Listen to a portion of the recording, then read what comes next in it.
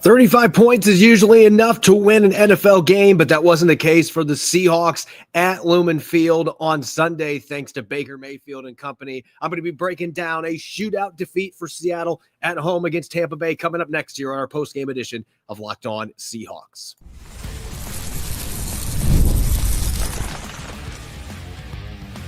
You are Locked On Seahawks, your daily Seattle Seahawks podcast. Part of the Locked On Podcast Network, your team every day.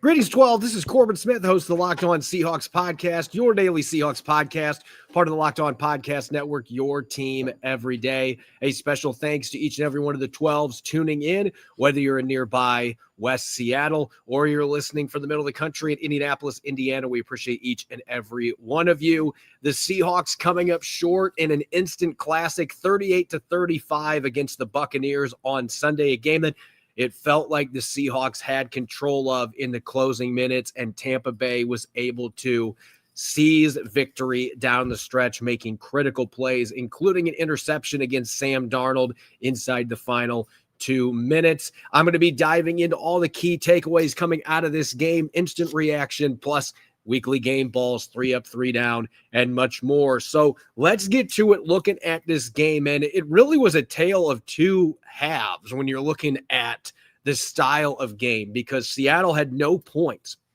on offense, ended up finishing with 35. They had no points with less than a minute to play in the first half. And it wasn't as if the Seahawks were not moving the ball. They were having success, particularly through the air, on their first 3 drives, but they had 2 killer penalties, one a hold on Gray Zabel, another one being an illegal man downfield, which I don't necessarily know if that was the right call there. Maybe by the book it was, but it was a shovel pass, not necessarily thinking that that was a call that was necessarily the right one. But both those penalties ended up setting the Seahawks back. One of those drives they punted, the other one they ended up having a missed field goal by Jason Myers. That loomed very large at the end of regulation. And then in the third drive, Seattle, I don't think that the Jalen Milroe package experiment is working at all right now. It seems like every time that they do it, it's just taking their offense out of a rhythm. And today, it ended up costing them points. Jalen Milroe on a speed option, pitching behind Ken Walker III, a very difficult ball for him to be able to reel in, going towards the sideline. Recovered by Tampa Bay. They go down and score a touchdown. It's 13-0. At that point, it felt like this was going to be a one-sided game, but it really was a low-scoring affair for the most part at that point. The defense had held serve a couple drives where they were down near their own end zone. They were able to get stops late, and they were able to hold the lead to 6-0.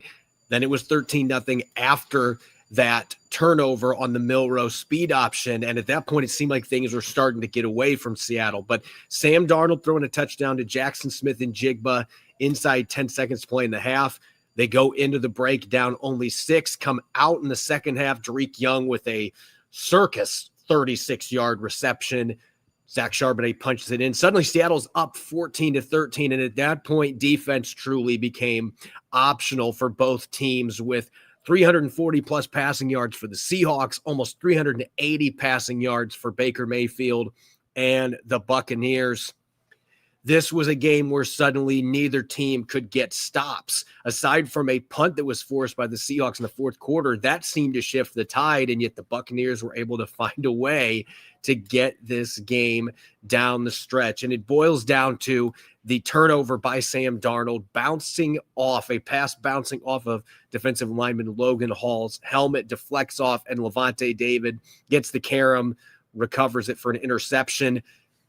Chase McLaughlin comes in, game-winning field goal as time expires. Everybody's going to look at that play, but look, Sam Darnold is not the reason the Seahawks lost this game. 341 yards. Prior to that play, and I posted this on social media today, that might have been the most complete performance by a quarterback I've seen in my 9 years as a reporter covering this franchise. He was throwing missiles all over the field. His movement in and out of the pocket to keep plays alive. He extended plays on several occasions to get big pass plays downfield. didn't get sacked at all in this game. That's a testament to the offensive line, but it's also because Darnold was getting the ball out quick and he was moving so well to evade blitzes when the Bucs did send it after him. Darnold was absolutely fantastic in this football game. The real problem was on the other side of the football, and you can't blame injuries. The Buccaneers had injuries of their own that made it difficult for their defense, particularly in the secondary, but already without Devin Witherspoon and Julian Love and DeMarcus Lawrence going to this game, Reek Woolen and Derek Hall both go down in this game as well and are lost. Seattle is down 4 or 5 starters in the third quarter, and they just were not able to get pressure on Baker Mayfield. They were not able to prevent receivers from getting big separation. They struggled on third down. Tampa Bay went 7 for 11, and 3 of those 7 conversions were 3rd and 12 or longer, including 2 absolute backbreakers. Reek Woolen comes out with a concussion. Nehemiah Pritchett comes in. And I thought at that point, hey, this is a great opportunity for this kid because Woolen's had his struggles, but Baker Mayfield went right after him. It was 3rd and 15 at the 20-yard line after a 8-yard loss on a run play. Mayfield throws a dime, picking on Nehemiah Pritchett. Emeka Egbuka had beaten him back of the end zone. Perfect pass. And Tampa Bay retakes the lead. And then later in that third quarter, it was 3rd and 12, and Emeka Egbuka comes open again. Josh Jobe gets beat. Tayokata is not there to make a play. We'll have to see, looking at the all-22, who's the culprit there based on what the scheming was. But Egbuka comes wide open, 57-yard strike. Rachaad White punches it in a couple plays later, and Tampa Bay goes ahead again. They had 3 conversions on 3rd and 12 or longer, the other one being a dump off to Cade Otton, former Washington tight end, and he broke multiple tackles when Seattle had him dead to right, didn't make the play, and that led to Rachaad White's first touchdown. So missed tackles, coverage, blown assignments. The pass rush was non-existent, 2 quarterback hits and a sack on Baker Mayfield this entire game. And Mayfield went 29 for 33, near perfect completion percentage, no turnovers. They weren't pressuring him. It was just an ugly game. I think it is the ugliest game we have seen from Mike Macdonald's defense as he's been here. Detroit last year maybe being close. They had a lot of injuries on their defensive line in that game as well. But as Macdonald took the blame for afterwards, this just didn't seem like a team defensively that was prepared at all. And even with the injuries, a lot of these guys played 2 weeks ago and the Seahawks did fine. And I know the Saints are not anything close to Tampa Bay in terms of talent, but these guys have played well. And then for whatever reason, this game, it just seemed like nobody was in sync. They couldn't get their pass rush married with the coverage on the back end. Baker Mayfield, when they did get pressure on him, he was able to seemingly effortlessly get his way away from the pressure. And so that was really the big problem. When you put up 35 points, as the Seahawks did, and most of that damage come in the second half, they scored 5 straight drives, scored touchdowns, 5 straight drives. Sam Darnold threw 4 touchdowns on those 5.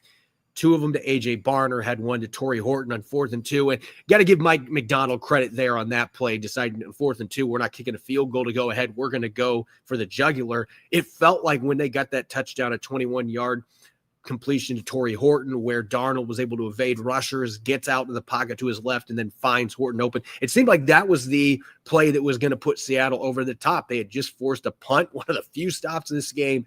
Fortunately, the Buccaneers were able to get their own stop at the end with the interception off the deflection. They get the game-winning field goal. There were certainly other missed opportunities on offense, too, with the penalties I mentioned earlier, Milroe, that botched speed option. All 3 of those drives got past midfield. So they had an opportunity to get points.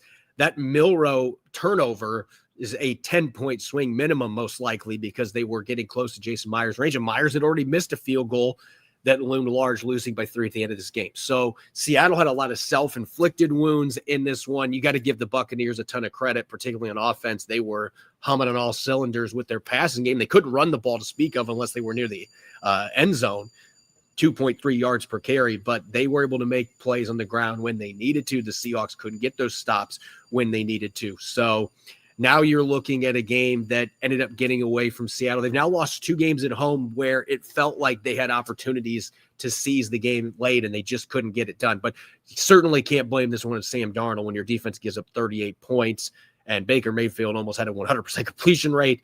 You weren't able to get pressure. The defense lost this football game with a really lackluster performance. And unfortunately, now Seattle at 3-2, they're going to have to try to bounce back quickly going against another team from Florida, this time on the road, the Jaguars next week. I'm going to continue diving into this game, this tough 3-point loss in a shootout against the Bucs. Coming up next with game balls on offense, defense, and special teams. Don't go away. You're listening to the post-game edition of Locked On Seahawks. This episode is brought your way by our friends over at Mazda. It'd help if the ad was going to pop up here. Just a second. My screen is frozen.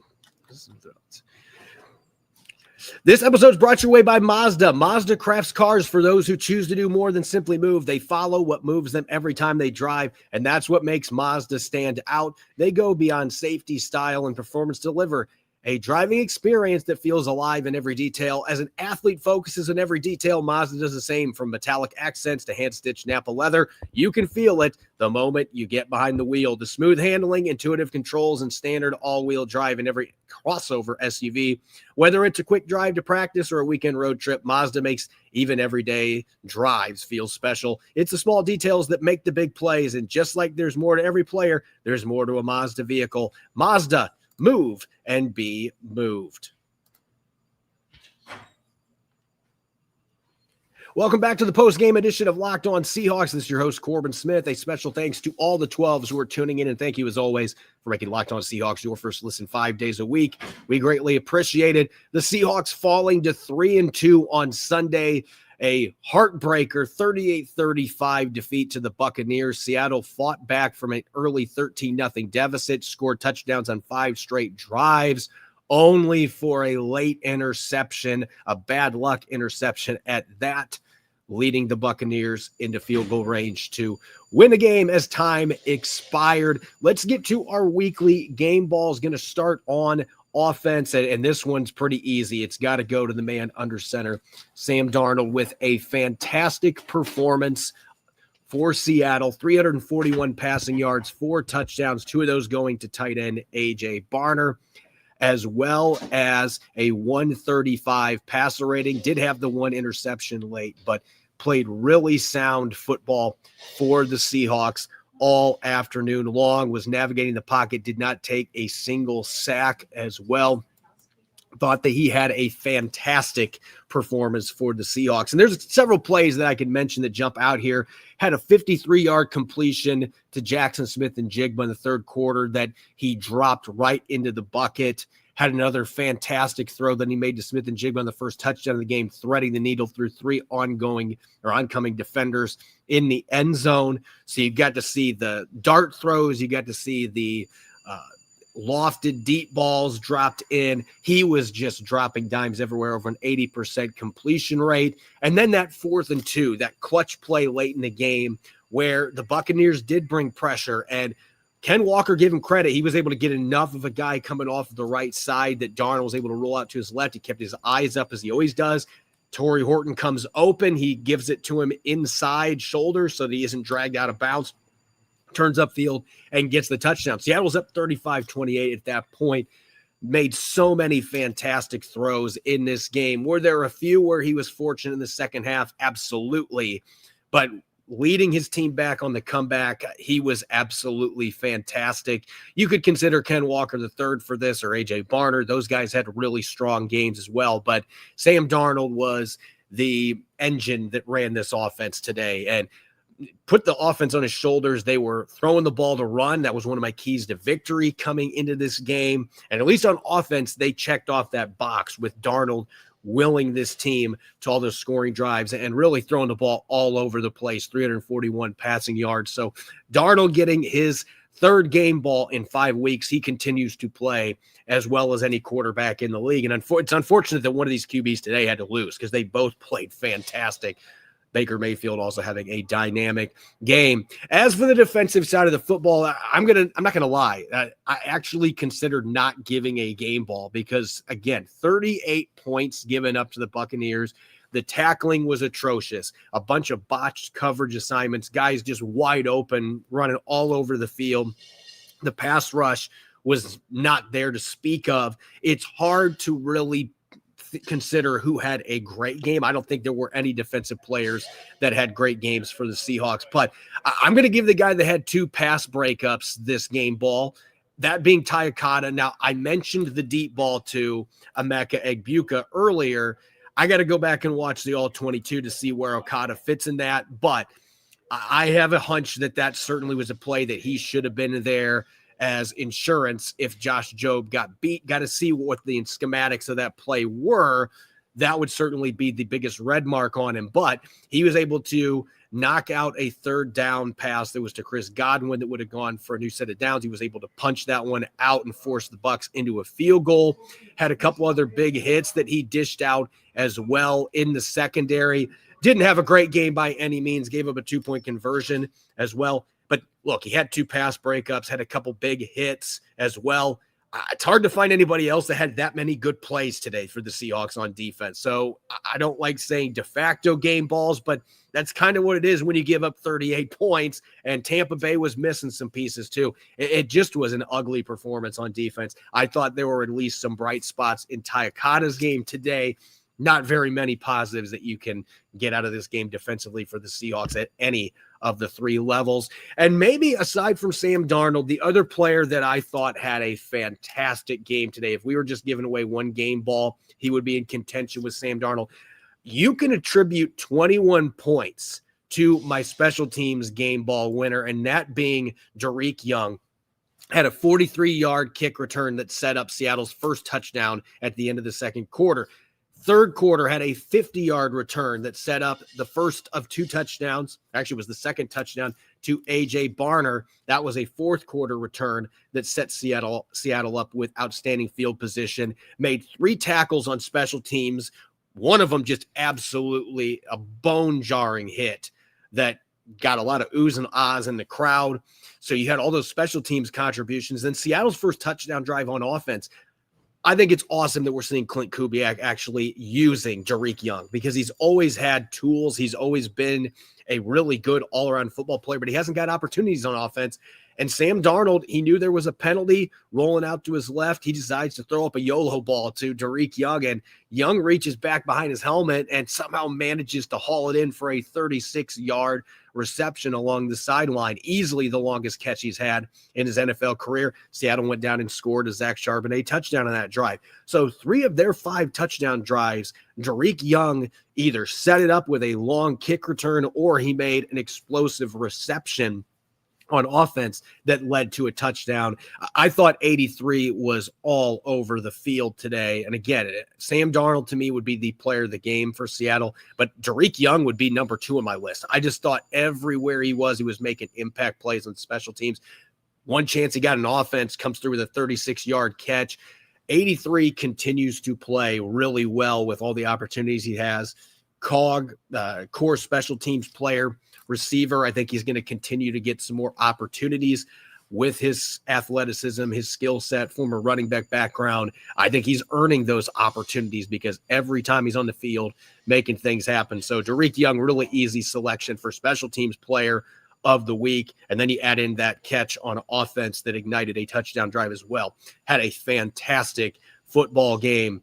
Let's shift gears now, going to 3 up, 3 down, our weekly stock watch here for week 5. Who's hot, who's not. And on the offensive side of the football, as far as who's hot, let's start at the tight end position with A.J. Barner. He now has 8 touchdowns in less than a season and a half. This was not a guy known for his pass-catching ability at Michigan or Indiana previously in his college career. He was known as a blocker coming into the league. But we want to talk about somebody that's been a real pleasant surprise as a receiver, and I think he's just scratching the surface of his potential. First touchdown came on a rollout from Sam Darnold, finds Barner in the back of the end zone, came wide open late. And then the second touchdown, this was all on A.J. Barner. It was a quick dump off to him. He was 3 or 4 yards away from the end zone, breaks a tackle, stays in bounds, and then rumbles into the end zone. So again, he's got 4 touchdowns this year. He had 4 last year. He is becoming one of the best red zone tight ends in the NFL. right in front of our eyes. So A.J. Barner with a really fun outing. He's continuing to be a strong all-around player, and a couple nice blocks in the run game as well for the Seahawks. So we're seeing Barner really develop into a fine number one tight end for the Seahawks.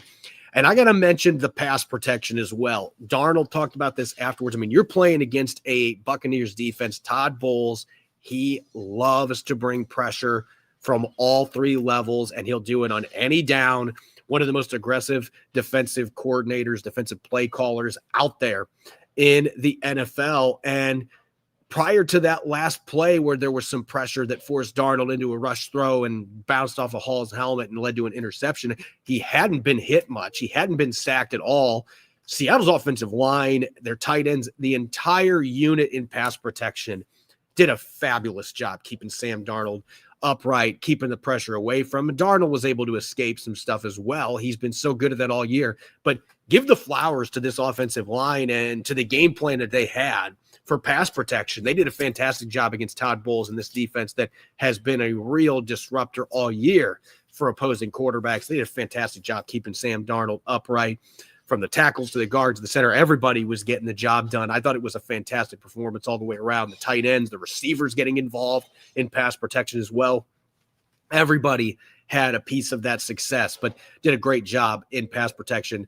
It's really been a nice relief to see that after the struggles they've had for so many years protecting the quarterback. And on defense, the last guy that I'm going to mention here, again, it's hard to find positives on defense, but D'Anthony Bell continues to make things happen with the limited opportunities that he has.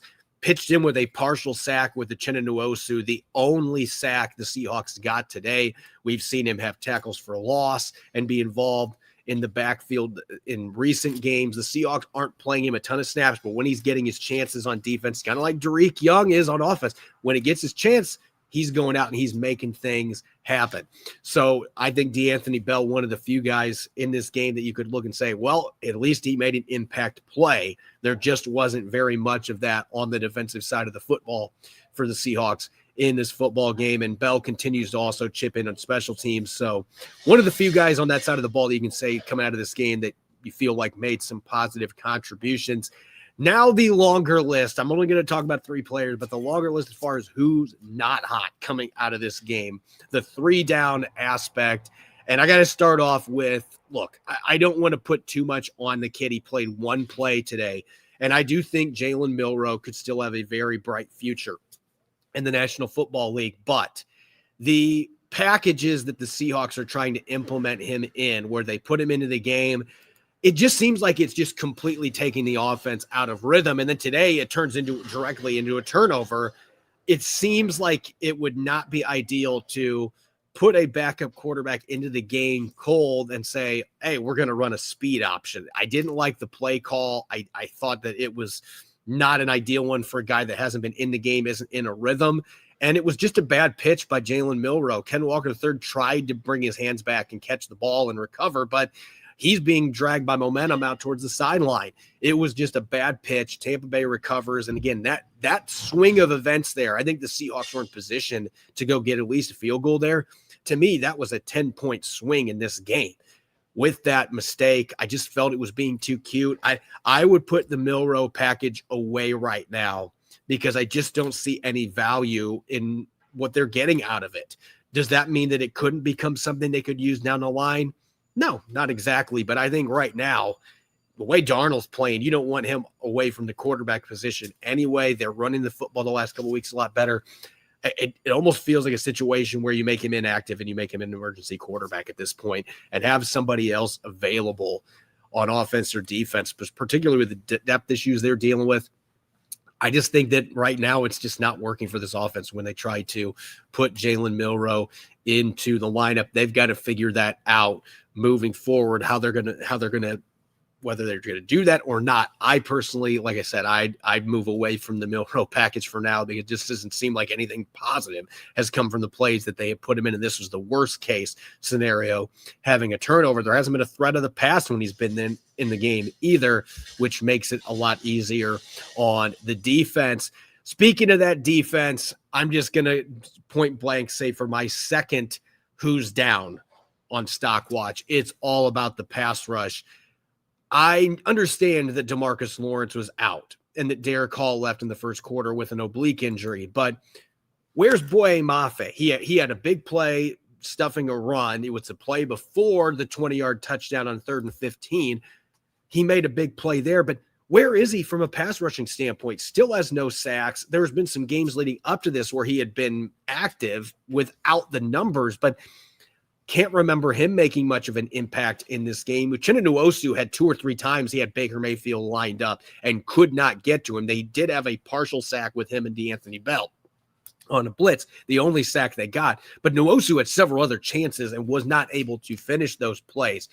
They didn't get anything from the interior either. No quarterback hits from their defensive line. That means Leonard Williams, Byron Murphy, Jaron Reed, none of them got to Baker Mayfield and got a hit on him. And I thought for sure in this game they would be able to get something done against an injury-marred offensive line, particularly in the interior. They couldn't get it done. They couldn't get after him.